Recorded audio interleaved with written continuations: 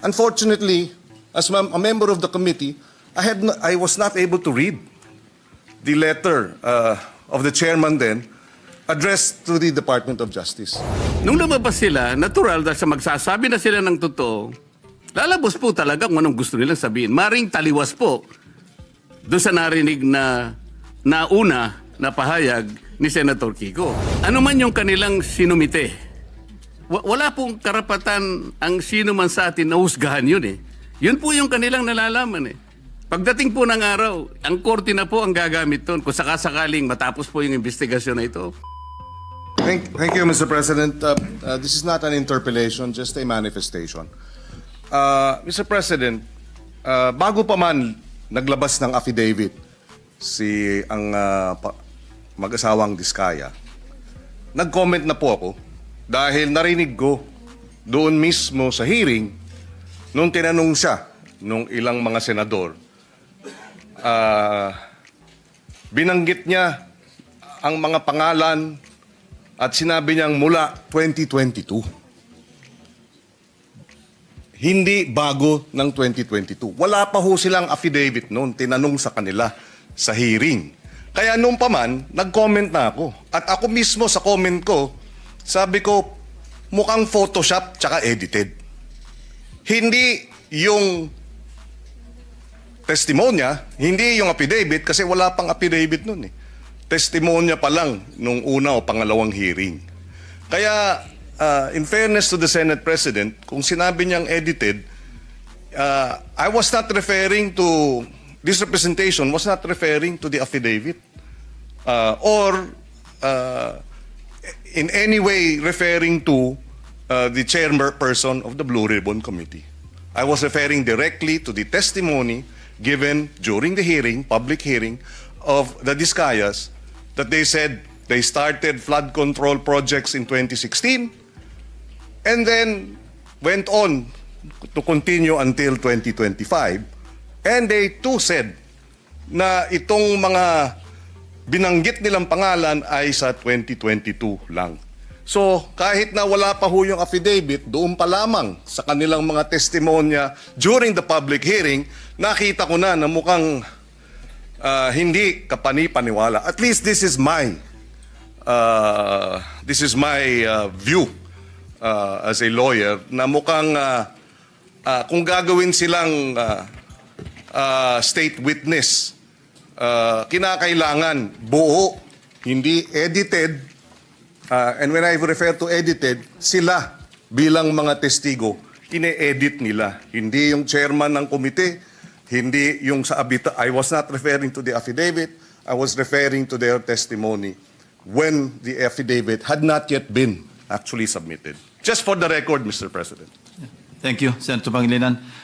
In addition, Mr. President, in addition, point number 2, sorry.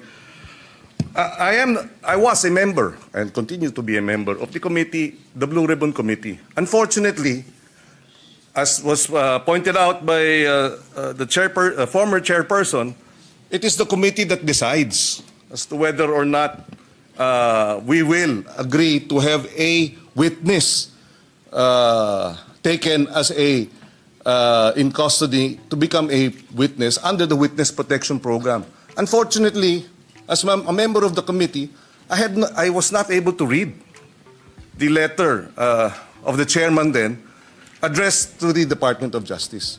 So in that case, Mr. President, sabi siguro kanina, if I heard correctly, nagmamadali dahil nga yung seguridad ng ating mga magiging witness dapat ay paramount. Pero sa akin, mas paramount siguro na may process na ang mga committee members makita man lang yung sulat bago ito'y ma-repair sa Department of Justice. Wala akong nakita, wala po akong nabasa. Nakita ko na lang sa dyaryo, Mr. President. Mr. President, kailangan lang masagot yung manifestation ni Senator Kiko. For a while, Importante lang, Senator Marcoleta, Mr. President. You have not been recognized yet. Majority Leader. Yes, Mr. President, we'd like to recognize. Well, he may be allowed, if with the permission of the Senate President, let him allow him to answer, or at least reply to the manifestation of Senator Kiko Pangilinan, and then after we'll recognize our Senate President for his interpellation. Thank All right. you. Thank you, Mr. President. Wait for a while. Senator Marcoleta is recognized. Thank you. Maalala po natin, Mr. President, na nung pangalawang hearing po ng Blue Ribbon Committee, doon po namin finload yung idea na kung nais po ng mga resource persons, particularly po yung mga 15 contractors na naimbita sa ating Blue Ribbon, kung gusto ninyo na magsalita kayo, come into the open, pinload po namin sa second hearing yon. Makakatulong po kayo sa Estado, lalong-lalo na po kung magbabanggit kayo ng mga taong alam ninyo na mas malaki kaysa sa inyo kung bakit nangyari ang matinding korupsyon sa ating bansa.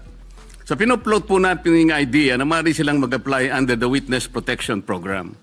Kaya po yung una nilang pananalita, nung sila ay wala pa po at hindi pa nakumbinsi siguro na lalabas, iba po yung kanilang testimony sigurado.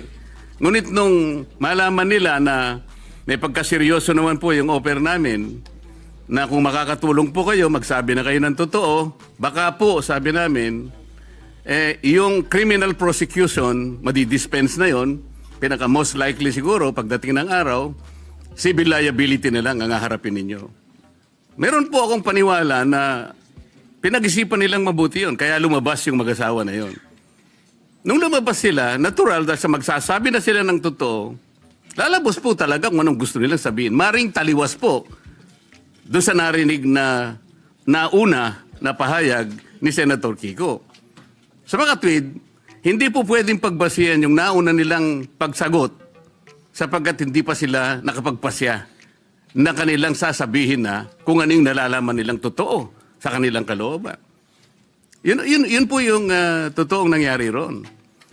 Kaya hindi po ako naniniwala nang dahil lamang doon sa maaring hindi pareho nung una yung kanyang testimony at doon niya na sinabi yung buong katotohanan, ay maaring edited o maaring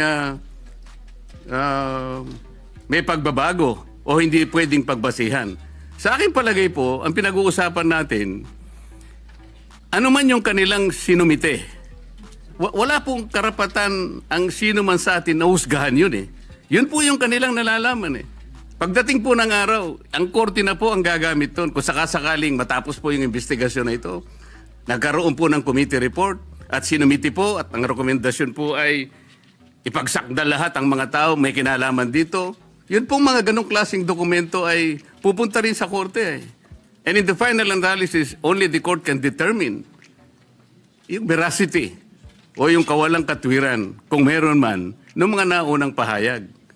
Yun po yung gusto naming mapansin, Mr. President. Salamat po. Thank you, Senator Marcoleta. The Senate President is recognized. Thank you, Mr. President.